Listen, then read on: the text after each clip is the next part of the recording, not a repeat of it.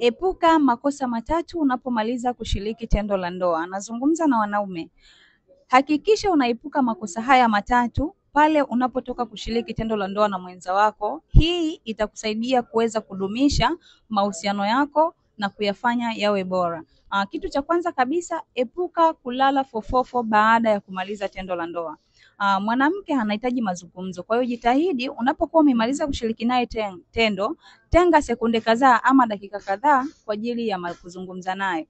Lakini kitu cha pili, epuka kumdhihaki mwenza wako baada ya kumaliza tendo la ndoa. Na maana epuka kumdharau. Inawezekana ni kweli huyo mwanamke alikusumbua sana kuweza kufika geto kwako. Inawezekana ulitumia nguvu kubwa sana kuweza kumpata huyo mwanamke. Lakini unapokuwa umemaliza kushiriki naye tendo la ndoa, usitumie kama fimbo kuweza kumchapa yule mwanamke. Inaweza ikamtoa out of mood na kumfanya asijisikie vizuri na huenda asirudi tena kwako.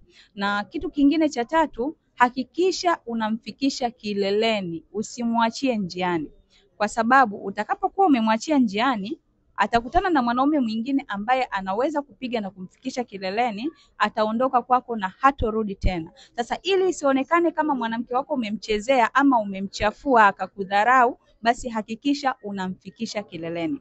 Ukijiona una changamoto yoyote ambayo itapelekea usiweze kumfikisha kileleni mwanamke wako, nitafute Esma na Afya, nina suluhisho lako. Kama umependa tips hii, hakikisha una like, una comment, una share na wanaume wengi ili iweze kuwasaidia.